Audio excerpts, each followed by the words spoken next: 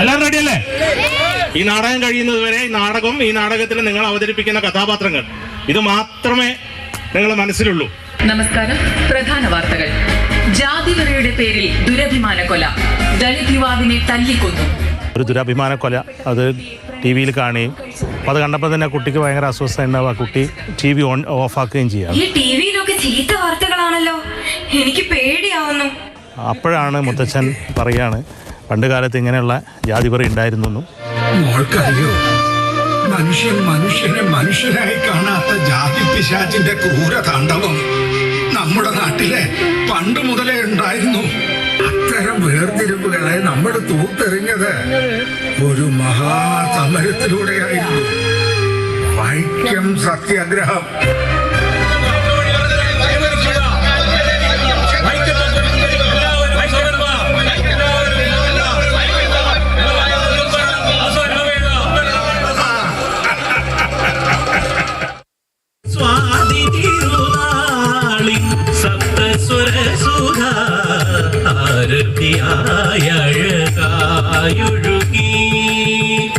പിന്നെ ഒരു പ്രൊഫഷണലായിട്ടുള്ള ആർട്ടിസ്റ്റുകൾ വേണ്ട, നമ്മുടെ നാടിൻ്റെ ഒരു നന്മയുടെ കൂട്ടായ്മയുടെ ഒരു അവസ്ഥയാവണം.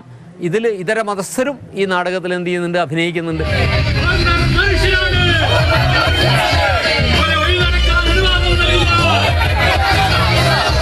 പട്ടിക്കും പൂച്ചയ്ക്കും മറ്റ് മതസ്ഥർക്കും വിലക്കില്ലാത്ത ഈ ക്ഷേത്ര വഴികളിൽ നിന്ന് ജാതിഭ്രാന്തിന്റെ പേരിൽ കാലങ്ങളായി ഈ മനുഷ്യർ ആട്ടിയോടിക്കപ്പെടുന്നു. ഇവരെ കൂടി ഈ വഴികളിൽ കൂടി കൊണ്ടുപോകാനാണ് ഞാൻ ഇവരുടെ കൂടെ വന്നിരിക്കുന്നത്. നായരായതുകൊണ്ട് നിനക്ക് മാത്രം ഈ വഴിയെ കടന്നു പോകാം. ഇവരുടെ കൂടെ അല്ലാതെ ഞാൻ ഈ വഴി പോകില്ല.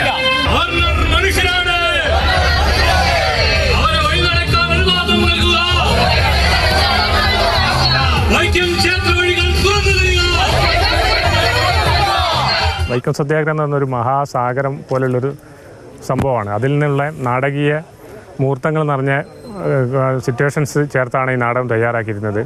ഇതിൽ ഗാന്ധിജി വരുന്നുണ്ട്, KP കേശവമേനോൻ, കേളപ്പജി, പിന്നെ പല ചരിത്രകാരന്മാരും അവഗണിച്ച പുലയ വിപ്ലവകാരിയായ ആമചാടി തേവൻ ഇതിൽ പ്രധാന റോളിലെത്തിയിട്ടുണ്ട്.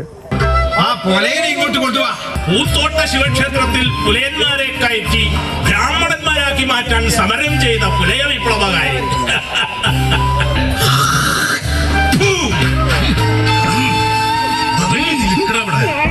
എത്ര സത്യാഗ്രഹികളെ കൊന്നൊടുക്കിയാലും പുതിയവർ വന്നുകൊണ്ടേയിരിക്കും.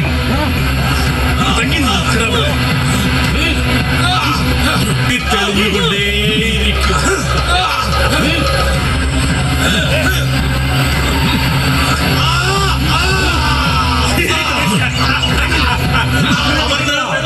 പരിസരത്ത് നിന്നും പിരിഞ്ഞു പോവേണ്ടതാണ്.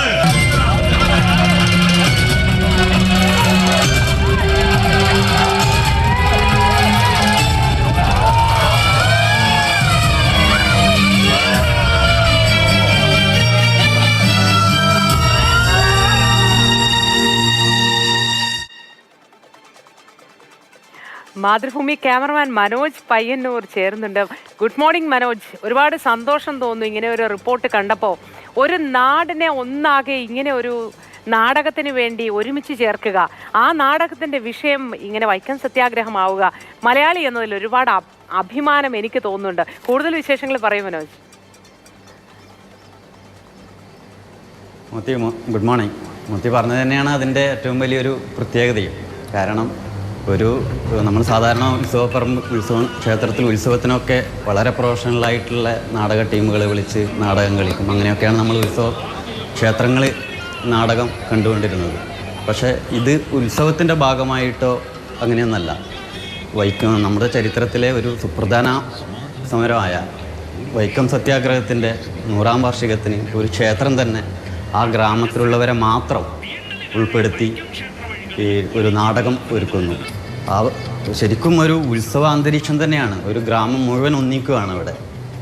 ചെറിയ കുട്ടികൾ മുതൽ, അതായത് 10 വയസ്സ് മുതൽ 80 വയസ്സ് വരെയുള്ളവർ ഇതിൽ കഥാപാത്രങ്ങളായി വരുന്നു എന്നത് തന്നെയാണ് ഇതിൻ്റെ പ്രത്യേകത. അതിൻ്റെ രചന നിർവഹിച്ചതും അത് സംവിധാനം ചെയ്തതും അതിൻ്റെ പിന്നിൽ ഉള്ള എല്ലാ സാങ്കേതിക കാര്യങ്ങൾ നിർവഹിക്കുന്നതും എല്ലാം ആ ഒരു ഗ്രാമത്തിലെ, കോട്ടൂർ ഗ്രാമത്തിലെ നിവാസികളാണ്.